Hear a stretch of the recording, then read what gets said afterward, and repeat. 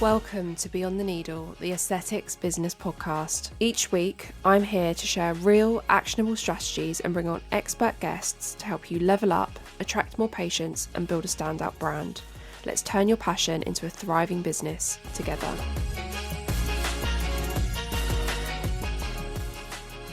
Hi everyone, and welcome back to another episode of the Beyond the Needle podcast.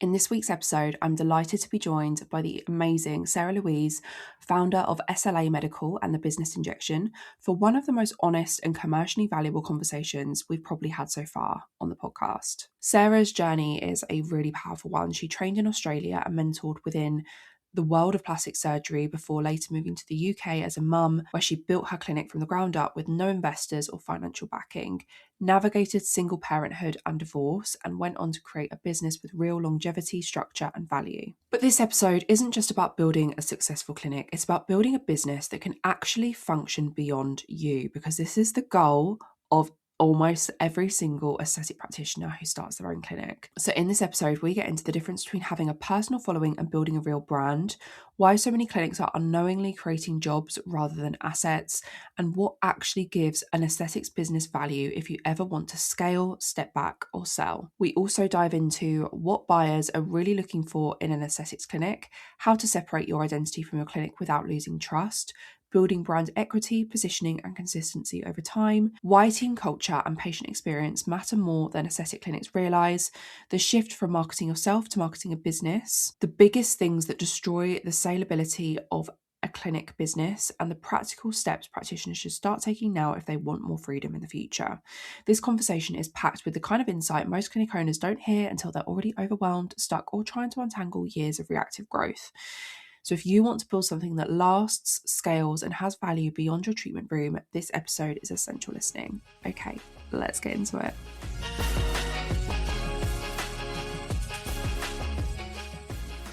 Hi, Sarah Louise. Thank you so much for joining me this morning. It's great to have you on the podcast.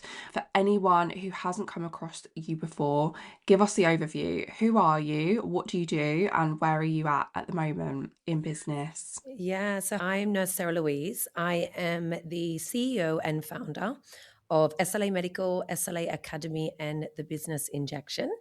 I am an aesthetic nurse prescriber, and I'm also a mother to 3 lovely children and a wife. So talking about where I am now, I have had a really big transition in my personal life and also my career. But 4 years ago, I had a vision to move away from the UK, and I wanted to keep my clinic, and I'll go into that in a moment because I wanted to keep my legacy living on. But right now, in answer to your question, I live in Dubai. I exited my clinic on the day-to-day 3 years ago. It still operates, and now I teach the systems and strategies that enabled me to do that to other aesthetic business owners. Amazing. You've had quite the journey. So take us back to the start, when you first kind of got into aesthetics. How did that happen? Yeah, so I got into aesthetics the normal conventional route. I went through a nursing degree in Australia. I studied in Australia, and then funny story, I actually failed my new graduate program as a nurse. Everything comes down to this one interview. And I remember sitting in a panel of, there was like 8 people in front of me, and I really fumbled. It was something, although now I speak very easy on camera and in large audiences, I'm absolutely fine with public speaking. But back then, I think the weight and the pressure of everything at such a young age, I was 21 when I finished university. So I started university quite young for my cohort. And when I'd finished, I really didn't have that level of probably maturity to go through that type of examination at the end. And so I failed, and I picked up a job as an agency nurse in the emergency sector. So I got really vast experience. You get thrown in. There is no supernumerary. There is no training. And then from there, I was really intrigued about cosmetic plastic surgery. And that was basically because I was met with a lot of burns victims, and seeing that plastic surgery reconstructive transformation really inspired me. And then I went straight into private work. So I went straight into private with two leading plastic surgeons. I went with Daryl Hodgkinson, who was trained in America. And then I went to one of his understudies, who's a very incredible plastic surgeon in Australia, Dr. Kurosh Tavakoli. And I had an amazing exposure to what lies beneath the skin, to doing drips, drains, dressings. I was working from the operating theater to back into the clinic. So I got a really broad understanding as well as anatomical experience, which I believe today, that is what definitely led me to being more of an expert in the industry. So having such a really fine understanding of anatomy, but also working with patients in the private sector. So my care, the way that I delivered myself, the way that we constructed consultations was always different from the public sector. And I definitely have to say now that mentorship, it completely set the bar for the way that I've carried that into my future practice now. Yeah, in what way would you say that it's influenced you and how you practice? So definitely when you work in a small business, you are working between all different arms. And what I found was my ability to communicate was really strong. My ability to multitask and time management, to think outside the box just from a clinical world and start to think more about the business aspect, because you are at the forefront of booking appointments. You are doing drip strains dressings, but then you are jumping straight back into recommending treatment plans Yeah. and assisting the surgeon. So you get a very high level of autonomy, but along with that, you get a lot of flexibility. I would say the one thing that we sometimes forget about as aesthetic practitioners is that training sets the benchmark for safety. It sets Yeah. the benchmark for premium care. And it definitely set my benchmark for luxury branding because I was working for such a great plastic surgeon. And I think once you see that as a practitioner, you can't unsee it. And that's something that you take forever into your career. Yeah. So you're working in plastic surgery in Australia at this point. Presumably you're still relatively young in your kind of early to mid 20s. How did you then get all the way over to Manchester and set up your own practice? I know, what a journey, right? So I went from Sydney, moved to the UK, a part of my ex-husband's job. So we moved over for him as he was an athlete. And it was very meant to be 1 year. So 1 year coming over, I actually had to leave my job in Sydney that I loved. And that was a big challenge for me to go into something that was so rewarding and something that I found so passionate. Relocating over to England was a struggle for me. I had a 2-year-old Mm. and I was very isolated. I had no friendship groups. It was a very testing time for me. And lo and behold, now the resilience that it's created is great. But definitely at that point, I didn't feel it was an easy transition. I then went and worked for a plastic surgeon in Manchester. And I actually was still so interested in aesthetics because that's what I was doing in Australia that I approached a doctor, which this is quite a funny story. And it will lead into a little bit that I talk about in a moment. I approached a doctor that I'd seen all over Instagram, and he quite inspired me to work for him. I didn't want to open my own clinic then. I was going to be in the UK for 1 year. So for me, it Yeah. wasn't worth, opening up my own business. And so I went and sat down with him and I booked an appointment. So I am a real cheeky person in the sense that if there's always a way around everything. And I wanted to work for him. He didn't have any job vacancies open. So I booked an appointment and I pretended to be a patient. And I turned up to his clinic and I sat down and he's like, okay, so how can I help you? I was like, well, I've actually relocated from Australia. This is my background. I would love the opportunity to work for you. And he said to me, that's going to be really challenging because all my patients love me and I don't think they're going to book with you. So it's not going to work for my business model. And I was so deflated. And I was like, why do you have such an ego, number one? And number two, I was like, I didn't truly understand the meaning and the restriction of what that was at that point until I do now. But that then set me on a bit more, I guess, of a vision then to conquer something. I think I'm someone that it's not, I don't like being, told no. It's just, I didn't Sure. really like the way that was delivered. So I worked for a plastic surgeon and just done the normal drip strains dressings, steered away from the aesthetics for a year while I got my NMC because you got to transfer your license over from Australia, Right. which also honestly was a nightmare because that year they decided to digitalize everything. So they lost my application. And luckily, I was working as a nurse, but I was being paid as a nurse assistant because I didn't have a PIN. So I chose to work for £13 an hour. And to get the exposure. At that point, we were financially viable. So I had the opportunity, luckily, to be able to just do it for the passion and the exposure. Once I did that, we Mm. then found out that he was signing another year, my ex-husband, and another year and another year. And it turned into, okay, now we need to set up a bit of a base. My son got into professional football. And I thought, well, this is the time now that I really need to execute my dream. And at that point is when I opened my own back garden clinic. And that's where I started to build my own brand. Amazing. And then presumably you grew that over a number of years, and then you moved into the space that the clinic is in today. So tell me a little bit about the journey of that, how you started to then grow your kind of, and especially in an area that you were relatively new to. Like you say, when you first moved there, you didn't know anybody, you didn't have any friendship groups, no one knew who you were. So how did you then kind of immerse yourself into that area and become one of the go-to clinics? Yeah, I think you mentioned something earlier when we spoke about, at what point did you decide to do that as well? Because in a situation that I was in, that was really not the cliche settled situation, right? And I think at that point, I knew that I wanted to do something. I didn't have the finances to build a big clinic. Mm. I didn't have the Hmm. resources. I was restricted with, I just had another baby. So, I had a 9-month-old baby that I remember kitting out this back clinic. I didn't have much money to do that. And the way that I did it, I had her, there's a picture actually of her laying on a cardboard box outside because she couldn't roll at that point. And in I was painting the walls just to try and get this set up. It was a gym, turned it into a studded wall. So I had a waiting room and a treatment room. And I remember even since then, everything I do has purpose. It has intent.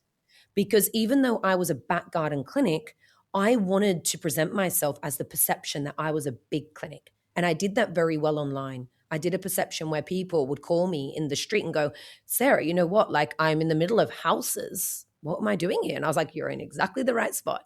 So my online presence I'd created was good enough that I always pretended I was Coca-Cola in this mini back garden clinic. And because of that, I grew quickly.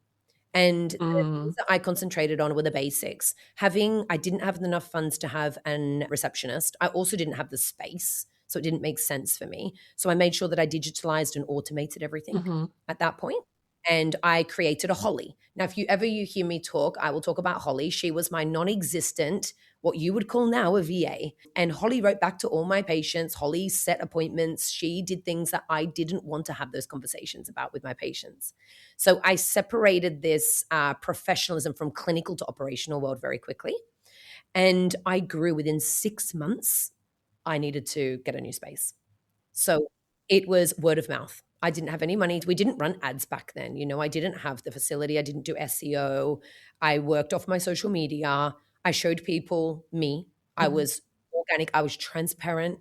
I was showing them how I was building, sitting in my car, the struggles that I had. And people related to that then. Yeah. And by 6 months later, I was getting the keys to, a space that I'd only ever dreamed about. And that was what is now the HQ of SLA in Manchester. Amazing. Going back to the Holly for a second, presumably this was you, but you would just sign off the emails as Holly, Yeah, receptionist. Holly was me. Everyone now knows my secret. So if Holly ever pops up, she doesn't. We have people now behind those. But it was just about trying to separate myself. I had to challenge Yeah. then of talking about financial things as well. I would let people leave, which is ridiculous. And I say to people now, please don't do this. If they hadn't paid, because I built this relationship with people that was so close, they were coming to my house. And I really Yeah. didn't think commercially at the very beginning. And I would have Holly chasing them up for their payment. And I felt uncomfortable doing that. So I made Holly do that.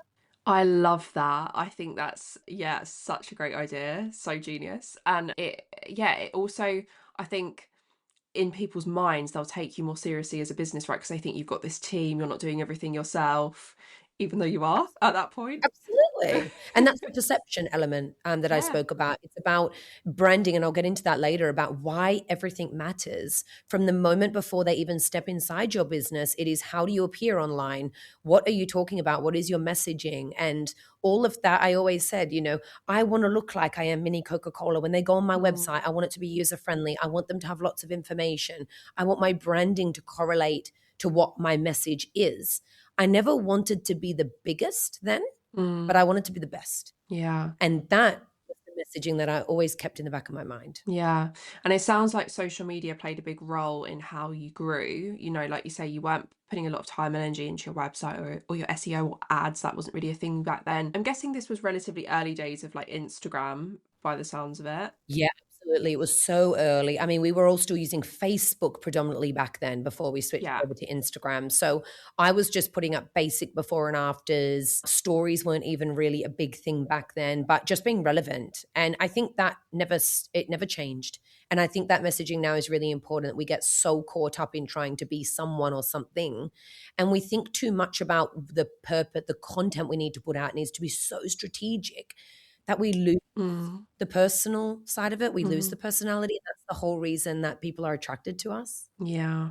And like you say, you were showing a lot of yourself, in those vulnerable moments, sat in your car chatting to camera, showing the behind the scenes of trying to grow this business and doing all of these things and being a mum, which obviously people relate to, right? So it humanizes you and makes them buy into you. So what did that look like? And how did you then take that from your face being on social media predominantly and you showing up and, it being just you to then growing a team and being able to actually step back and it not being really you at all anymore because you're not there, you're not present in the clinic, but it's still running. Yeah, absolutely. So that is a transition in itself. And you do have to have Mm.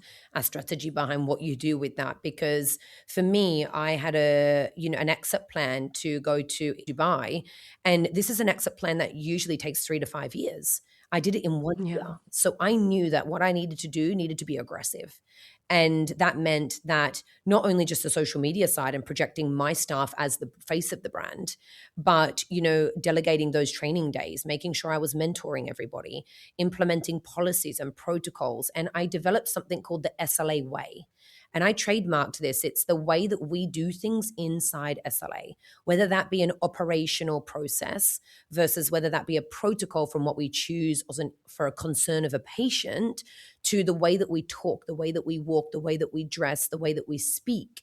This is all so important. And I think as practitioners and business owners more so, we normally get people in like new staff members and we say, okay, shadow us for a day.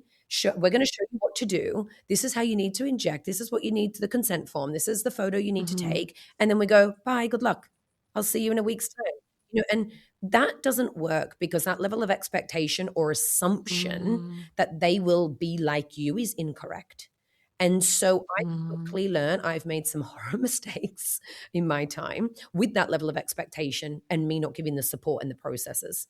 So the way that I was able to build the brand was first solidify the way that we do things by the SLA way. And that is through my staff and the way that we conduct ourselves to patients. Beyond that, it was about positioning my staff as the faces. So putting them on social media, making them speak. If they weren't comfortable doing face cam, making them just do pointing to little things on the screen. And we could put up like Yeah. this or do that. I had a staff member, she hated social media. So we just made use with what we had. But I said to her, like, it's important that your face is there so that they're recognizing you're a part of the team and making sure that when people are booking, your name is at the tip of their tongue. The other great way to do that actually is Google reviews. Because if you have Mm. Google reviews with a name in it, if you keep seeing, Sarah, Sarah, Sarah, Sarah, you're going to want Sarah, right? You already built this trust. You know that 300 people have spoken great about Sarah. Therefore, she should do very well with me, essentially. So positioning the brand in-house, what you do, but also externally projecting that online and dropping your ego. You have to separating yourself from the company might be really challenging. And I had to go through a divorce essentially with my own business. It was really strange. I considered myself Sarah Louise from SLA. That was my identity. And when I first moved, I really struggled with that. I struggled with the building something for so long to work and run without me to now it operates without me and it doesn't need me. That's a transition in itself. So I think having that awareness at the very beginning that that is going to happen, dropping the ego so that you can allow other people to stand in front of you and you push them over yourself, but never losing your voice throughout the company. Mm. Because I always say, if you're building a brand that doesn't rely on you, you want it so that when patients walk in, they still feel you're there. Sure. Yeah. Yeah, that was probably the biggest transitioning point for me. I think that was a big challenge, but also putting the staff in front of me was never a challenge. I always back my staff 100%. And that trust, you have to put the trust in them. And another thing is people say, I'm too scared. I don't want them to run away with my patients. I don't want to teach them everything and then they're gone. There is always a risk with scaling. There is always a risk with delegating. But the reason people have fear is because they're unprepared. And I learned that when I brought people into the business. I did have people run away with my IP. I did have people run away with patients because I didn't protect everything that I should have in the right way that I should have. And putting simple contracts in place that, might have a non-compete involved, that no, you can't go and open up on the doorstep of me in 1 year's time, please. Like that will affect my company. You can't go and treat my patients if you leave within the first year. Just putting these type of basic stipulations in can really help you, because if you've built that business and you've drawn those patients to your company based off your own marketing efforts and your own brand awareness, then you need to protect that. How involved are you in the day-to-day running of the business now? So I am not involved at all in the day-to-day. Amazing. The ultimate dream, I check in with my staff once a week and then once a month. So they will chat to me. They're really good. We have a great relationship outside of work. But just on a side note, SLA had no real manager for 3 years. So it's only now I've just stepped up my patient coordinator into a team leader role.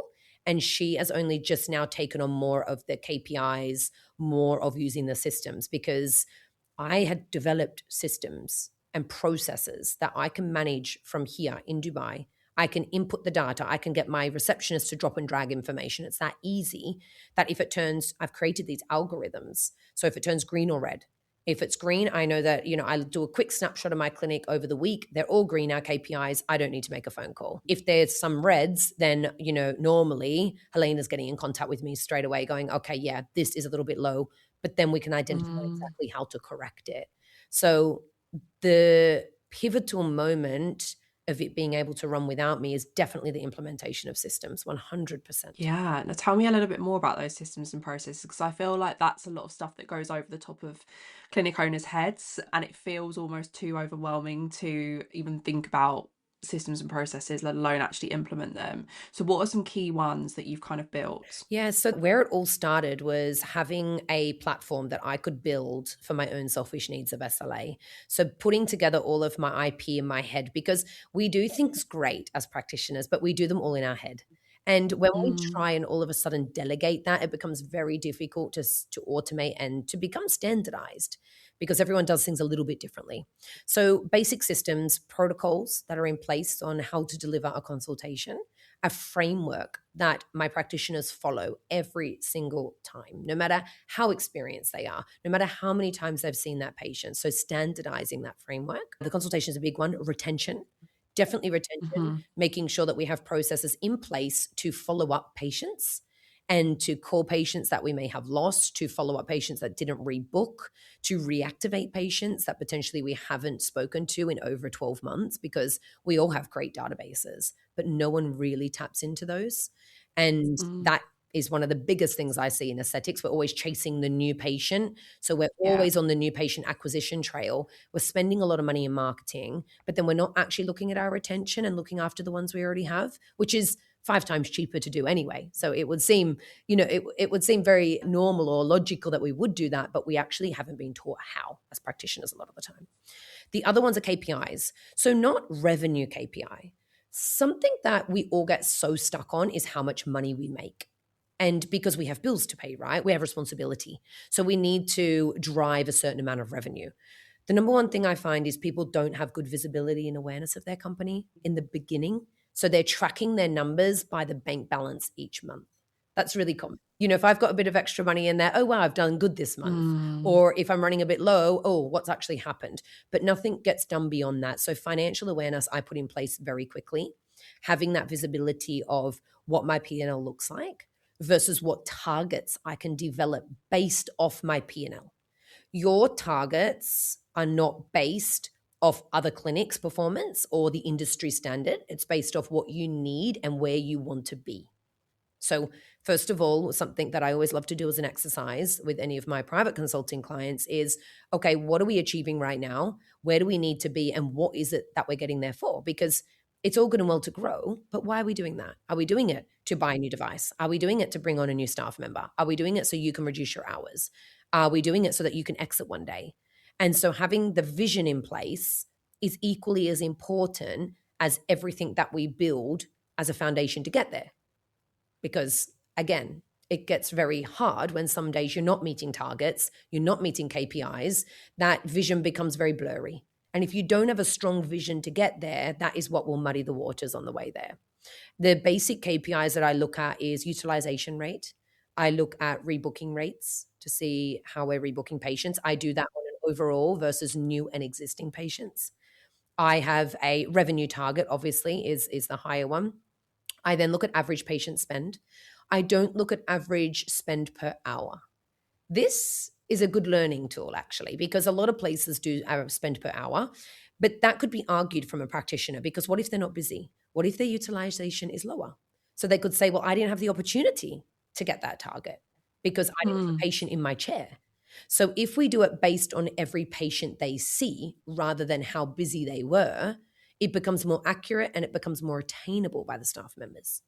And so then you're driving them on something that's within their control. Yeah. And then I also benchmark reviews. So that is also one of our main driving KPIs. And I say, if KPIs you can do correctly, then you will reach your revenue target, because revenue is just the byproduct of the success of your KPIs. Absolutely. Well, it makes more sense that you would be able to hit those revenue targets if you're looking at all of those different elements that you just outlined, rather than burying your head in the sand about things and just hoping for the best, right? But I do think that these are areas that people probably don't look at enough in their business. But yeah, so important. I am going to move on in a moment to what you're doing now and kind of, your work with other practitioners. But one of the things that I just have to ask you, because this is literally something that I hear almost daily when I speak to practitioners, is about how you manage to move away as the main injector from your business. Obviously, when a lot of clinics start, right, it's just them, they're the aesthetic nurse, the aesthetic doctor that's doing all of the injecting. Then they grow and they bring on new injectors, but then they really struggle to move their patients over to those new injectors, or even get new patients to want to book in with those new injectors, because all they've seen is that, the business owner, like in the marketing on the website. That's what they've heard about from friends and family. How did you do that so that people want to come in and see your other aesthetic injectors and not necessarily just you? Yeah, I think that's really important. And I think it starts at the hiring process, definitely. I learned very quickly that I needed to hire based on values first, and I trained the skills second. And that for me was paramount, because some values, well, often values can't be trained. It's embedded in a person's personality and that individual. And skills, I can always upskill someone. I can always give them the means to learn more. And the person that you bring on, they essentially become the reflection of your brand. Mm-hmm. So in saying that, you can't train someone to smile. You can't train someone to be warm, to be friendly, to be caring. There's an element that we sometimes miss, that we still are, if we're healthcare practitioners or if we're not healthcare practitioners, there is an element of care there that we need to deliver. And the other thing beyond the hiring is the training. So it's not a one-off induction, it's ongoing. And as you standardize and you bring up those competency standards, you make very confident practitioners. And so you suddenly don't make them just competent, you make them confident in their ability. And patients feel that, because when it's now time for you to transfer your patients over to somebody else, they need to feel that they have the same level of confidence to execute. And the way that I was able to blueprint that was actually delivering quarterly competency standard training. So I do that still. When I go back to the UK, I will actually have all of the staff there, make sure we're practicing the same, we're talking the same, we're delivering the same. And just to make sure that, we're all dressing the same. Like I have uniform policies. I have policies that exist because, again, every time that we bring a new staff member in, we just brought in 2 new doctors 3 weeks ago, and it was about that level of expectation. When you come into the brand, we want our patients to be able to come to the brand and to know that when they're choosing anybody in the clinic, they will have the same care, the same delivery of service, and the same result. But beyond that, I think it's very important to note, and this has been very well studied, that there is a statistic, and there's a study, the Price Cooper Waterhouse study, and I can send you this so people can actually have a look at it. It was in 2023 on a very large cohort of patients. And it studied a lot around the psychology and the emotional experience in aesthetics. And it said that 73% of people rate their experience as paramount and the reason they stay over price, reputation, and result. That for me is huge. That means that when we go somewhere, if you want your brand to represent a certain voice, a certain element, that we need to induce this into all of our staff. And that needs to be completely, we call that the brand tone of voice. And that's something that I'm more passionate about in creating that in all of the staff members that come on board and setting that expectation. I have to be very clear. I set this expectation in the interview stage. This is the way we do things. If it doesn't work with you, then you are not a fit for our brand. It doesn't mean that you're not a great injector. It doesn't mean that you won't flourish and be successful. It just means that this is the way we do things, and we do it for a certain reason because we do things with intent. Yeah. And that's a question I ask at the very beginning.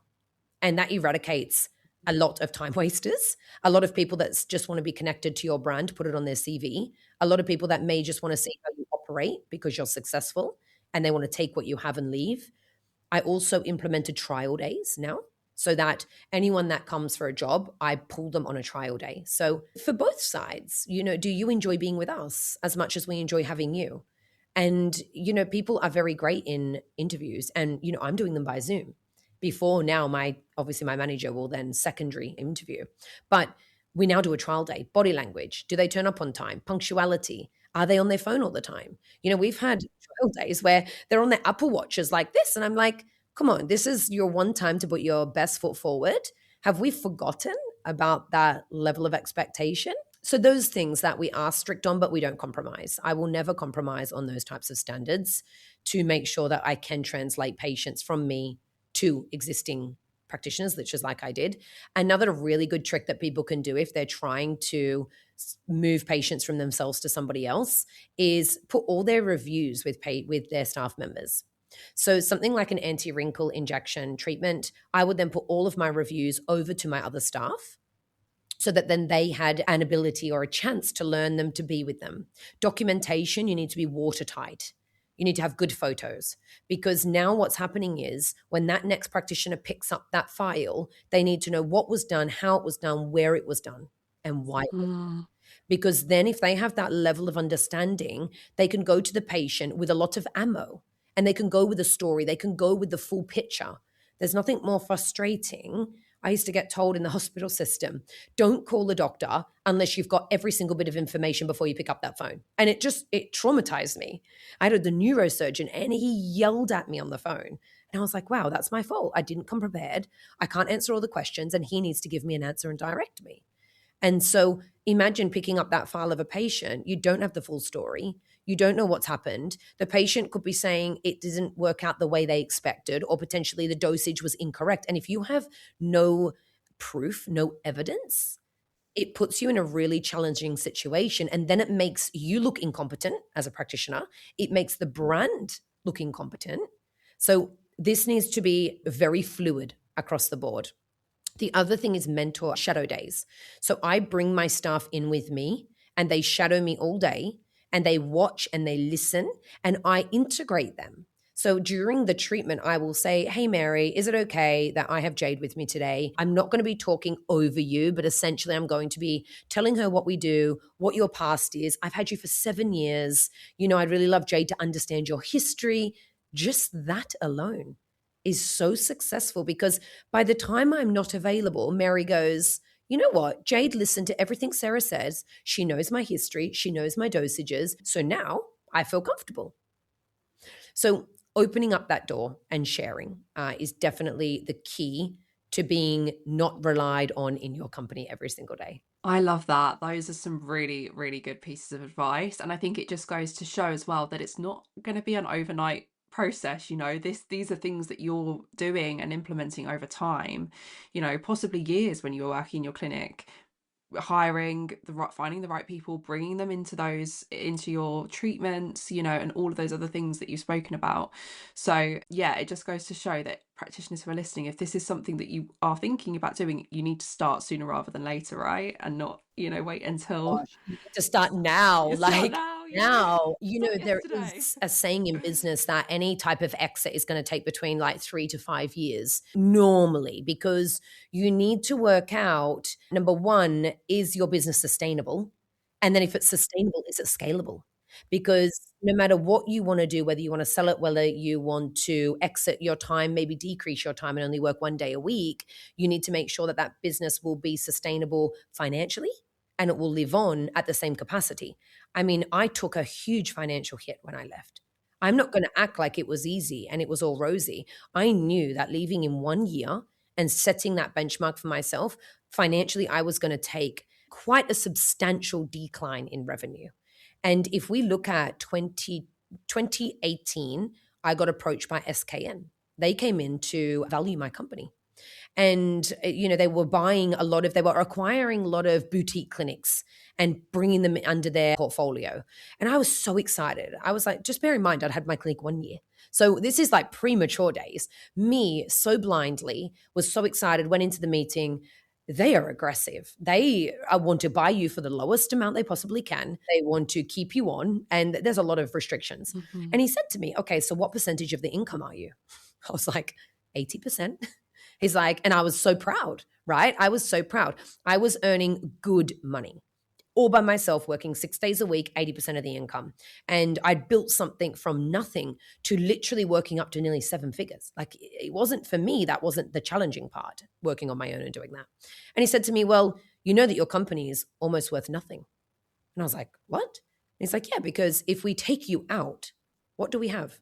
We have 20% of your income that you're talking about. You have no processes in place.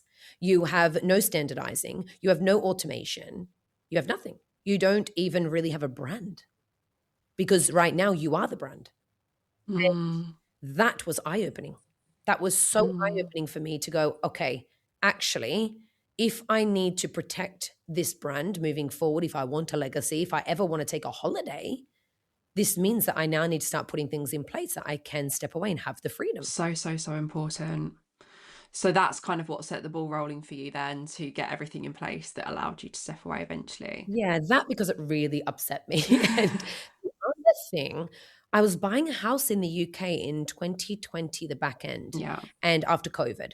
And COVID was very scary for a lot of people because we suddenly realized that with doors closed, we couldn't operate. What does that look like for most brands? If you didn't have a sustainable, solid brand, that opening those doors back up was going to be challenging. In actual fact, it boomed our industry. We were very lucky and very fortunate. However, my accountant asked me a question, and I talk about this a lot in the business injection. He said to me, Sarah, what happens if you die tomorrow? I was like, well, that's a bit extreme. I'm young, I'm healthy. And he said, no, because now you're getting a mortgage. We need life insurance. And I was like, yeah, actually, that's correct. Now, when you get a mortgage, you've got to have this life insurance to protect the debt. And he's like, so what happens with your business? What happens with all the girls' jobs? What happens with you? What happens with the family? What happens with the brand? And I said, well, it would die with me, literally. And at that moment, that was the real moment in 2020 that I said, something has to change. Because if it doesn't, it's not just about me exiting, because at that point, I didn't want to exit my business, right? This is 2020. 2021 was when I started thinking about that. So 2020, I'm here, I'm available, I love working, I love my job. I'm going to work harder the week before I go away on holiday to make sure I've got extra money when I go away. But I really didn't think of the ramifications, that how heavily the business relied on me. And that's when you realize that you haven't created a brand or a business. You've just built a clinic. And now, you mentioned it a second ago, you've got the business injection where you're teaching other practitioners, what you did basically, and how to kind of build a brand that, doesn't heavily rely on them and that they can walk away from at some point. Tell me a bit about that, how that came about and what the business injection actually is. Yeah, so that came about not by chance, really. It came about partly because I needed to build the infrastructure for SLA to give myself the freedom. So, first of all my IP that was suddenly in my head needed to be on paper. It needed to be somewhere where we could access it. And I built up this incredible Google Drive. And I was like, wow, I have some fabulous things in here. I have some great tools. I have some good protocols, some good policies, and pair that with my experience and everything that I've done wrong, all the money I've lost, all the time that I've encountered. I said, I've got something really great here. And now I probably need to share this. The defining moment for that was, in actual fact, I reserved the domain of the business injection in 2021. So I didn't know what it was going to be, but I knew I loved that name, and I actually thought it was going to be something clinical. So I ran SLA Academy, which is where we trained individuals on foundation courses, masterclasses, and advanced it's just basic clinical skill. But the gap that I realized that a lot of practitioners don't have is beyond the clinical skill. And, it's kudos to the name of Beyond the Needle, because actually this is where majority of the success of any business comes from. And off the basis of that, moving to Dubai, I can't inject here. So you can only inject in aesthetics if you are a doctor, meaning you are a GP with prescribing rights in 5 years of cosmetic history. You're a dermatologist or plastic surgeon. That's it. So the doors were closed for me to continue my actual injecting pathway. And actually, I've done it for 15 years. So I was at the point where I wanted to venture into something more. I always crave growth. And then the BI came about, and I started to document everything. So I started to write all of my policies down. I started to standardize them in a way that didn't talk about SLA. Instead, it started to talk to the masses. And when I started to build this, I was sitting with my husband, and he's like, you have something so incredible that not even a business consultant can give, because the point of difference is that you have done it, and that all of your life experience, all of the emotion, all of it has been my money. I haven't used investors' money. I have cried my own tears. I've had to fire my own people. I've had to hire my own people. And bringing that into building a business, for me, was such a more powerful way of building this business out of need and necessity, rather than building it out of glamour and what we normally see on social media of like events and celebration and building these events. No, normally businesses get built from a need, from being in survival mode. SLA runs, it builds profit. It's great, but what next? And once I separated myself from Sarah from SLA, which remember I said was quite a difficult transition for me, I started to realize that no, I am Nurse Sarah Louise, and she has SLA Medical. She has got the business injection, and she has got lots of different future ventures that she wants to venture into. And that for me was building that personal brand in 2022 to gear up to separate myself from the clinic, but still be the face of the clinic, was really the success of building the BI. And when you start working with a practitioner or clinic owner, through the business injection, what's one of the first things that you look at or that you see that people are doing wrong commonly? Yeah, so straight away, awareness. Practitioners just really have lack of awareness of their businesses. They're so busy that they are working back to back. I see this a lot where practitioners go into clinic, and I did it. I only want to work 3 days, so I'm going to jam pack my 3 days. I'm going to work from 9 till 8. Yeah. I'm not going to have a lunch break, and I am going to work back to back, half an hour appointments, 1 hour appointments, whatever that may look like. And I see this become burnout very quickly, number one. But the main mistakes that they're making is the lack of visibility that they have in their business. They really haven't stood back to look at how well the business is functioning. They actually don't understand how well it's functioning because they think that busy equals profitable. But you very quickly learn that you're almost working like a busy fool. And this, you only get to that point when you're burnt out. And you think, wow, or I want to go on a holiday, or I want to go to my child's nativity play in the morning and I can't go because now if I sacrifice that money, I can't afford XYZ. Or I've built up a certain level of income that I can't drop that now because my outgoings are so high.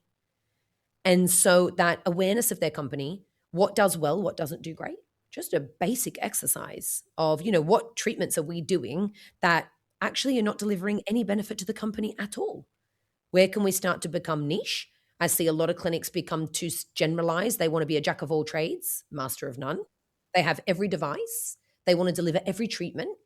And before you know it, they're diluted. They're competing with the masses. They're running ads aggressive on social media or on Google, and they're just competing now with the race to the bottom. They're reducing their prices. They don't have a vision. They don't even have core values.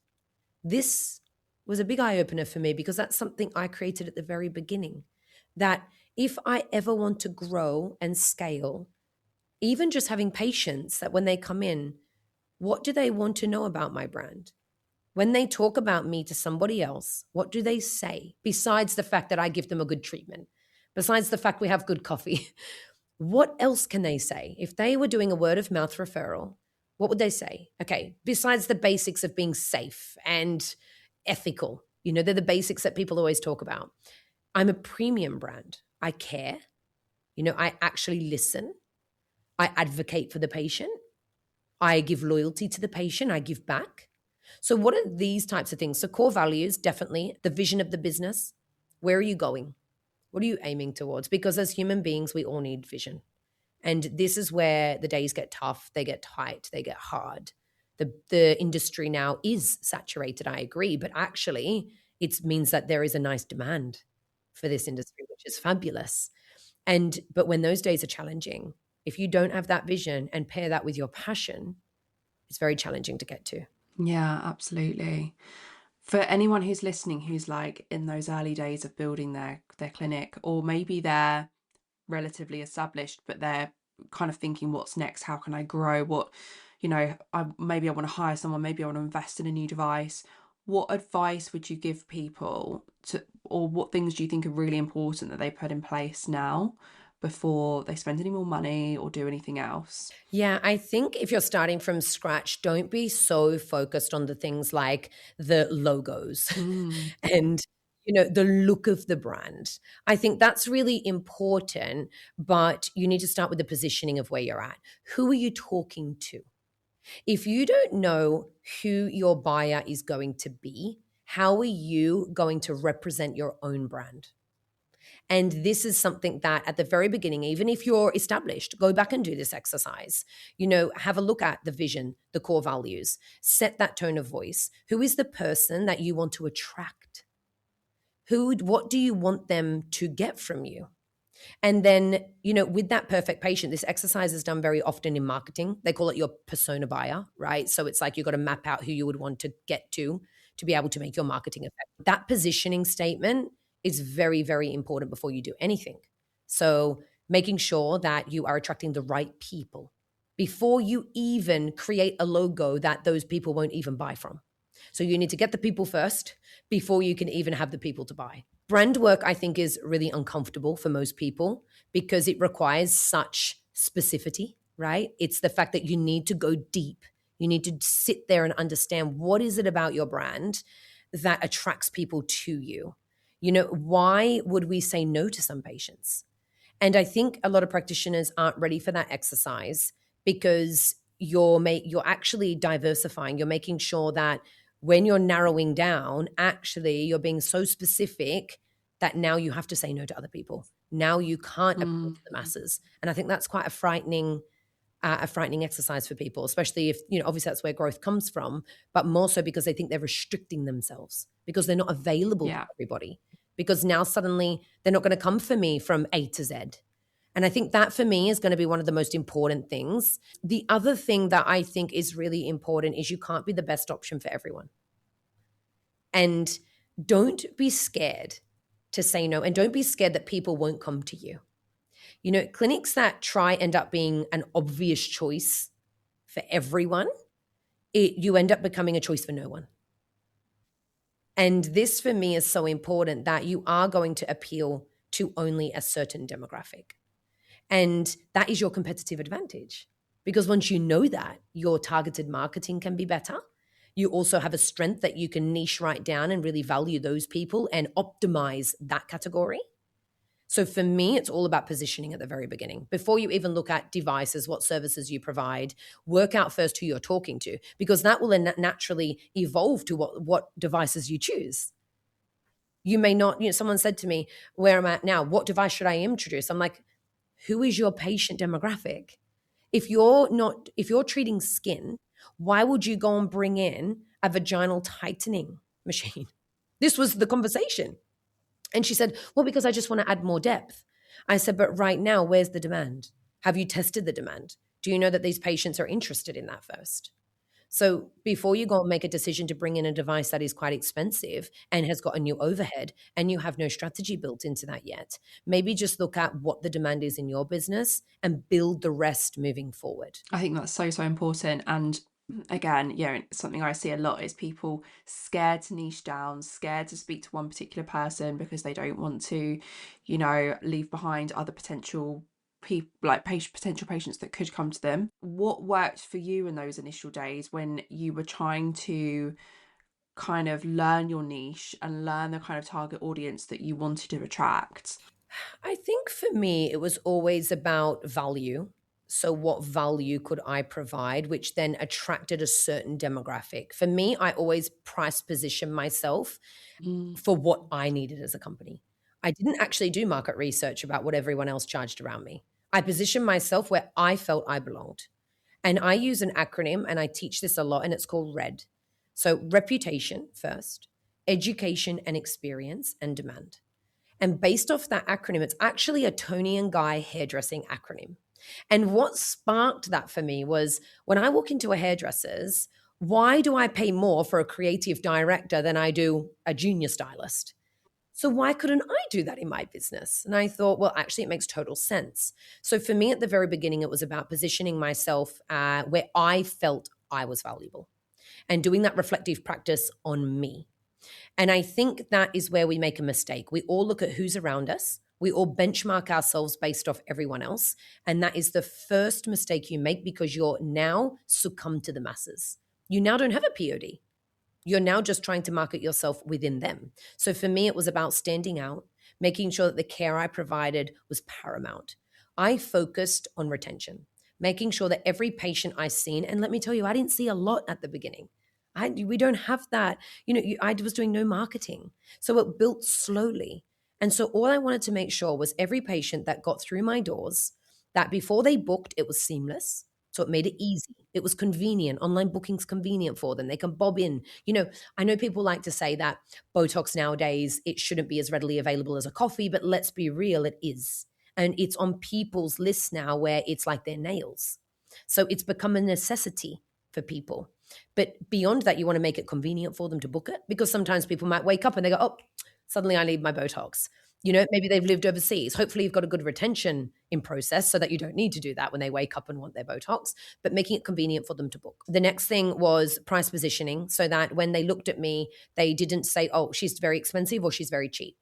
I sat in a very ambiguous level, making sure I provided value to back myself up. You can't charge a certain amount of money if you do want to be a premium clinic and you don't deliver premium. So every bit of contact that patient had when they walked in, the smile, the greeting, the conversation, the ambience in the clinic. I am a really firm believer of sweat the small stuff. What does it smell like in your business? What is the music that's playing? How loud is that music? Is there swear words in that music? What do you want the people to feel when they come in?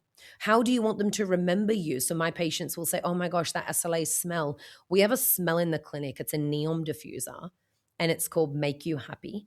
I've had that since the moment we built SLA. And I think it's infused into the wood, like literally 9 years of this. It's got a really interesting smell because you can imagine the fermented smell of 9 years ago is not the smell of now. And the patients recognize that. That's awareness, right? That's brand recognition. That's sensory branding. So now it's about making sure that every time that patient comes, they remember me. I leave a mark. And every consultation I had, I wanted to wow them. I made it my little goal that every patient would say to me, I've never had a consultation like that. No one's ever spoke to me like that. No one's ever educated me like that. And that for me was so rewarding. And that was definitely my POD at the beginning. That I may not have been the biggest clinic. I may not have been the biggest, goldest, brightest 5-star business. But once the patient came, they had an experience that was so unforgettable that the rest became irrelevant. What did that consultation process look like? Like what did you prioritize doing in that consultation to make yourself stand out from other people? Yeah, I think what really lacked, and this is why I really wanted to build a clinic and a business in the UK, because it's a very different landscape to the US and Australia. So from what I'm used to, it's very medically led, and it's a very different in the way we operate. So the standards are a lot higher. I have to point that out very, very early. Now it's getting better, which is fabulous. However, the things that I wanted to always have in my consultation was, number one, education. So I wanted to educate patients about why they were coming to me. So pointing out that they pointed out a concern, they'd come to me with that concern, and I need to find a solution. So I became a solutions finder and a problem solver. And this is what I teach practitioners. You are not there to sell. You are not there to convince them to buy your product. They need to convince you to treat them. You are there because you need to find a solution. And if it's within your scope to deliver that solution, then this should be a flawless execution. So when we're identifying the concern, why is that happening? So a lot of patients don't realize that. They go, oh, I want a brow lift. And all of a sudden they've been getting 3 areas of Botox for how long? And they're suddenly wondering why their eyelids feel like they're nearly touching their lips. It's like they complain of this. They say, I have no eyelid. I can't even put my eyeshadow on. Or my mascara hits up here, those common complaints. I say, has anyone actually taught you about the anatomy? What's happening with these muscles, where they're pulling, where they're going? Because a lot of people said to me, why are you not treating my forehead? And I said, because that's going against what we're trying to achieve right now. Right now, we're trying to give you a little bit of lift, correct? We're trying to make you feel more awake, more open. It's an anti-aging treatment. If I continue to take away the action of an elevator, the chances are you're going to feel quite depressed in that area. That is the mechanical function of the muscle. So just being basic with the education, giving evidence, supporting it with literature, supporting it with not just what I made up. I didn't make up anecdotal information to say the reason I do it is because I found that's the most effective. No, over the years of my, experience of 15 years, yes, I've found ways of doing things, but everything for me has intent and everything for me is based evidence. And the reason we don't do it is X, Y, Z. I would then give them an option. In all of our consultations, we always have an option for people. So, and that option is to make sure that patients don't feel pressured. But if you have answered the solution to their concern, you've done your job. And the other thing that I am very passionate about is linking everything emotionally. Why does it affect them? Why now? Why does that frown line, why is it a problem? How much does it mean to you to correct it, to fix it, to remove it, to improve it? Because remember, I'm always using, you need to convince me to treat you. And you need to tell me how much that's going to improve your life, because I'm not going to treat you if it's just something that's going to make a minor difference, or if it's something that's not going to impact you, because actually that might not be the right solution. And so these I focus on called the PRECISE framework that I use in my consultation training. And I start from, the P, which is pre-arrival, to the E, which is evolution and aftercare, that complete process. But integrating the patients, to be able to make autonomous decisions with you and increase that patient-practitioner relationship is really important to me. And it's very important to my staff. But there's one thing you need to stop doing. And that is thinking that building relationships with your patients where you just talk about their life and their personal situation and their children and their holidays is going to keep your patient. Because I can tell you right now that I made that big mistake, and you will lose them, because the ultimate reason they came to you in the first place was for their aesthetic journey and their aesthetic goals. And somewhere along the line, you forgot about that. 3 years in, you started to build a rapport with them, and you thought that the rapport building was more important than providing the solution and evolving with your patient and recommending new treatments with new literature and new evidence. This is where you need to change as a practitioner and still maintain your authority and credibility moving forward. That's so important, actually, and something that I've never heard anyone speak about before. We all talk about, the importance of building rapport, with patients and how that's going to keep them coming back. But like you say, if you let other things slide because you've got a bit too comfortable, eventually they will go as well. Because we're not just talking about £50. These are hundreds and potentially thousands of pounds that people are spending when they come to see you. And I remember, I remember thinking to myself, Jenny, where is Jenny gone? Jenny's been with me since my house. I would call her a loyal patient. She brought her mum. She brought her friends. She brought a lot of patients to me. All of a sudden, Jenny's not been. I was like, yeah, when you think back, where is she gone? And I think Jenny didn't Mm. leave me because she didn't like me. She didn't leave me because I didn't do a good job. She didn't leave me because I was too expensive. She left me because I stopped caring about her aesthetic goals. She left me because suddenly her friend went and got a treatment elsewhere. She liked the results of her friend's treatment and she went to her friend's practitioner. And that's the difference. Although experience is paramount in what you deliver, yes, and we know that 73% of that is very important. But do not forget about the primary reason they came to you in the first place. Yeah, so, so, so important. As we kind of wind down the episode, I'm going to ask you kind of some quick fire areas to expand more on or share your thoughts on. Devices, we have touched on that, slightly. But if someone is thinking about purchasing a new device, what kind of advice would you give them? When do you think is a good time, and what should people be doing before they invest that money? Yeah, so you need to max out your current services that you're doing. So you're literally getting to a point where you have given all of the solutions to the patient and still they need more. So that might mean that you've been doing your injectables, you've been doing your basic skin treatments, microneedling, Dermalux, chemical peels, and you finally think, okay, I now need to expand it to something else. First of all, look at the demographic that you have. So if it's predominantly skin, we know that we're moving into a new world of skin health. And that is going to be the paramount of any type of injectable or aesthetic longevity anyway. So if that's the case, you need to, when you implement this device, you need to understand the demand. So you need to put the feelers out first, develop a newsletter, do a survey monkey, understand what your demographic wants in the business versus what you know will be a direct need in the business. So, as I spoke about vaginal therapy versus doing a laser for skin, two completely different things. Now, once you've maxed out what you're doing, that would show you that to give you the continuity of care, you may need to introduce a laser. And that's where I brought in one of our lasers, basically because we were hitting a wall with results. So as much as we possibly could, but then we were referring them on for IPL. We're referring them on for, 1064 lasers. So resurfacing lasers. And this was frustrating. As a clinic owner and as a practitioner, we're always looking to be able to give the best to our patients. And that meant then that this was ready for the next phase. Financially, make sure that you have got the investment there to do that and that it is comfortable. And beyond that, you need to build a marketing plan to launch it. Do not think that when you get a device that you can rely on your current cohort to make the success of that device, because that is incorrect. We all stay to the fact that we get a free event off the company. They come in, they promise this event, they'll put on bubbles for you, and then they're, see you later, good luck. So don't rely on the companies to feed you everything and the ongoing success of that machine.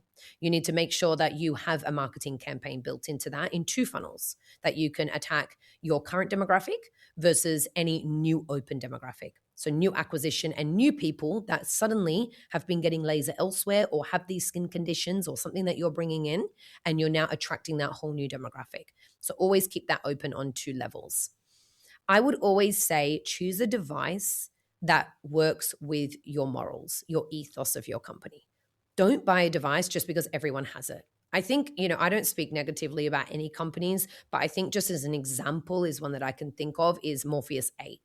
It really hit the press. So a lot of practitioners felt like I need to get this because, the hype of that device created a desire to want and have, and then a desire to give. And then once we learned about, certain patient selection, which is with every device, mind you, that it might not work correctly and maybe the indications were incorrect. Just make sure that when you're seeking a device, it's not based on trend. It's based on the underpinning bread and butter of what you're going to do moving forward. That this isn't going to be here today and tomorrow you've lost the demand. So choosing a device that doesn't compete with something else in your business. So something that's going to align and run parallel with what you do. It doesn't contradict what you do. It works with the demographic that you have. And equally, the company aligns their ethos with you. Because let me tell you, they are the ones that you need to draw as much resources out of as possible. Because these companies, they get great budget, they get a lot of opportunities that you need to seize when you get that machine. They need us more than we need them.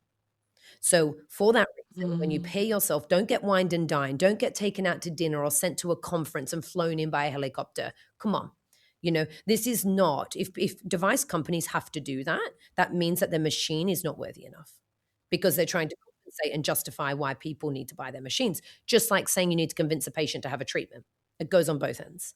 So when you're choosing these types of companies, be strategic, stay true to who you are, and don't choose based on trend. So important. So important. And, trends don't last. I think that's another good thing to remember. I do remember when Morpheus 8, it was like, I think it was Judy Murray. I think it was like just after COVID, it was like the Judy Murray picture and everyone wants Morpheus 8 device. And but that was Obagi, right? That was the new derm system. Yeah. If you look at the results, it was actually the new derm system. Yeah, which had created the color change and the tone and texture change, which proved how important skin is in the journey of aging or in the aging process. And I think that was a remarkable learning curve for so many practitioners that just by improving the skin quality, you can actually reverse the signs of aging. Yeah, in a really incredible way.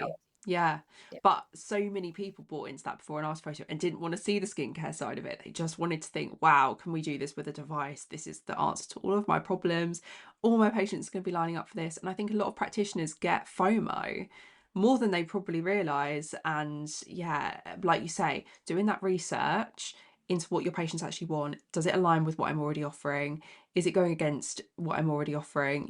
Asking all of those questions is so important before you invest that money. Yeah. And price, I have to talk about price because look, we are in a commercial world and aesthetics is transactional at the end of the day.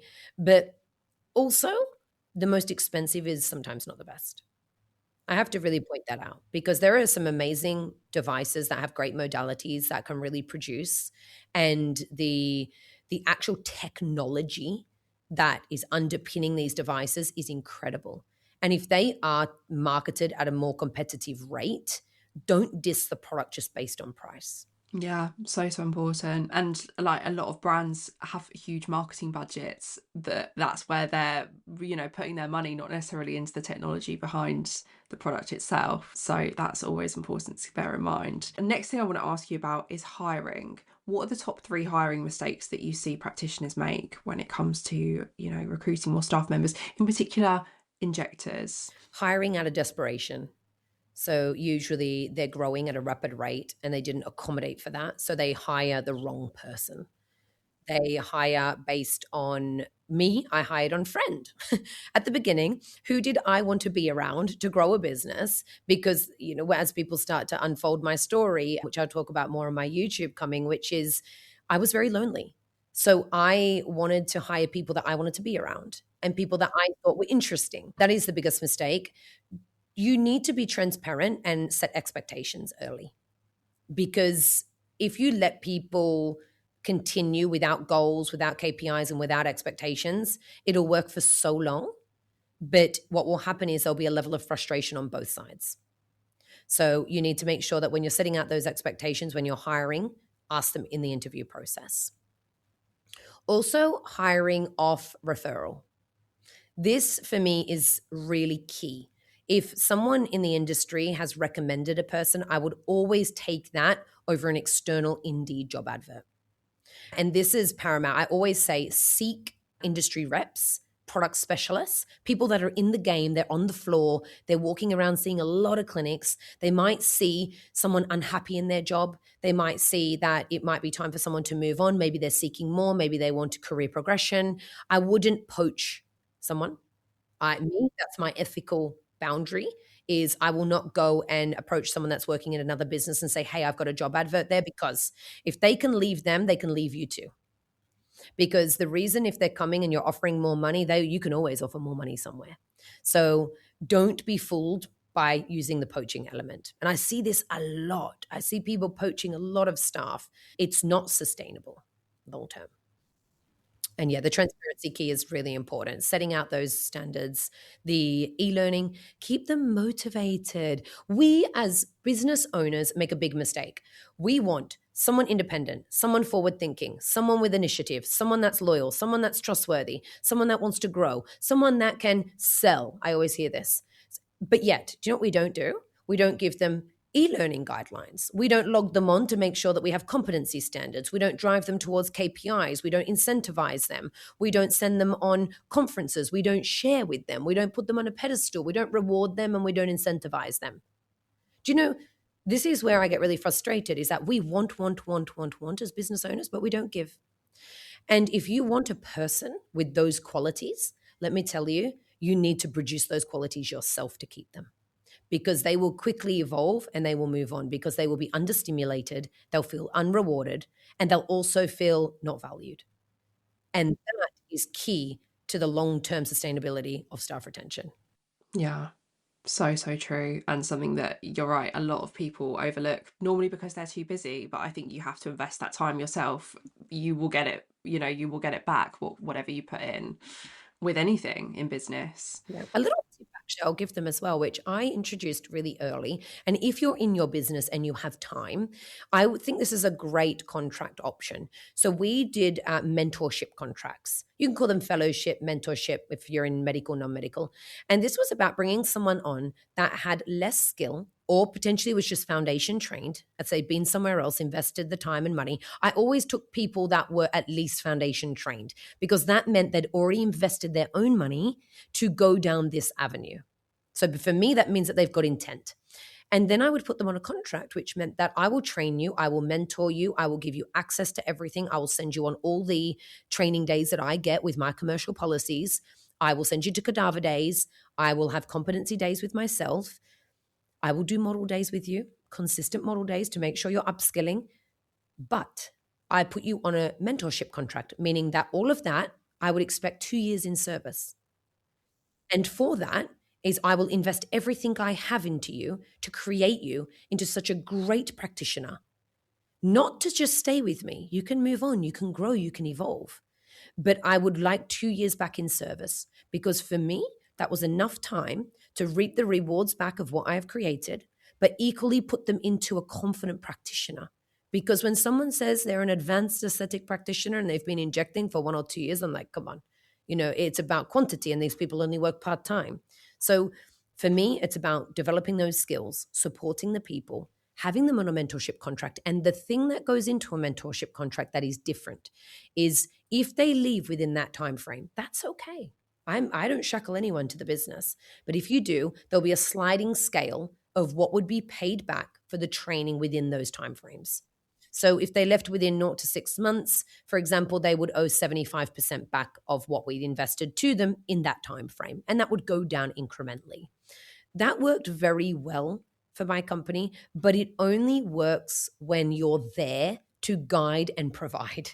Now I can't do that because I am not there. I don't have the time to invest into that.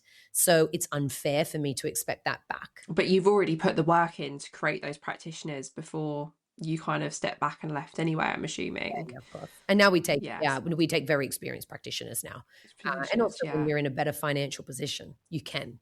Because again, you may not have the money to spend at the very beginning. So that's why a mentorship contract is great. You are paying a lower hourly rate, but you can incentivize them higher on commission. But that just gives you that buffering, because they're getting a job where they're getting all the learning and they're getting paid. And you're literally creating the practitioner that you want, that's going to do things exactly the same way that you do, that's going to live and breathe the brand in the way you want them to. So it's like the best of both worlds, really, isn't it? Absolutely. It's a great way to do it. Love that.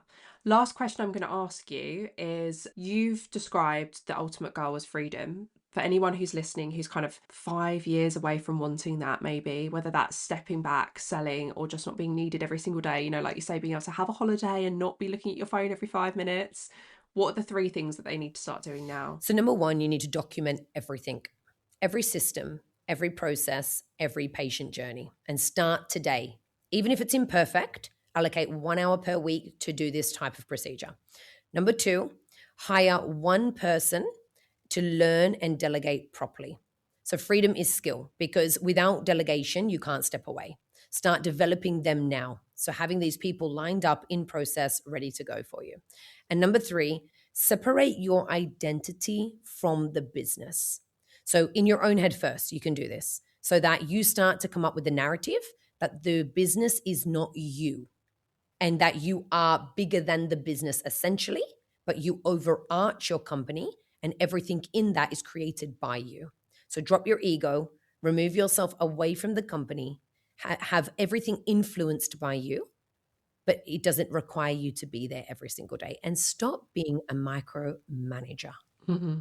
And by doing that, you implement systems, because then you don't have to micromanage. So they're the top 3 things I would do. Once you've started to do that, then it's about putting the systems in place and really making sure that you can have awareness, you can audit, and you can evaluate and continue to improve. Amazing. You have given so much value. I think you're like definitely in my top favorite guests who've ever come on here. I could sit and talk to you all day. You're just like, your brain is just brimming with knowledge and information. I've loved having you on, loved chatting to you. Thank you so much. That's okay. Before you go, please tell people where they can go and find you and find out more about the business injection, because I just think that, what you've created is amazing and is what so many practitioners need. Yeah. So guys, you can head over into a few ways. So obviously social media is where we all head first. On Instagram, it is the business injection. And also my own page is nurse.sarahlouise. On the business injection, there is actually a link, and I do a weekly webinar that is free, 7 p.m. every Wednesday. So you're more than welcome to register through the link on the Instagram. Alternatively, you can go to thebusinessinjection.com. That will also take you to a landing page where you can sign up. And I give free value on this webinar. And it's all about, the top 4 pillars that you can introduce into your company today to get results without spending money. I also have my YouTube relaunching. I'm so excited because my old YouTube was very much based on skin and skin reviews and being funny and kind of a whole different nurse Sarah Louise. Now we're going right down the funnel of sharing my journey, my story, the relatability of all the challenges I've met with being a mum, being divorced, moved to different countries, having no money, coming into money, building sustainable businesses versus the business side, pure strategy that they can get every single week from me. So there's lots of different ways you can target me, but jump online and it'd be great to see people at the webinar as well. Amazing. Do go and check that out, everyone. And I will put all of the details of all of those things that you've mentioned in the show notes as well, so people can go and easily find you. But yeah, thank you so much for coming on. It's been such a pleasure having you. You are very welcome. And thanks guys for listening. Hopefully there is a 2.0. Yes, I would love that. Thank you. See you soon.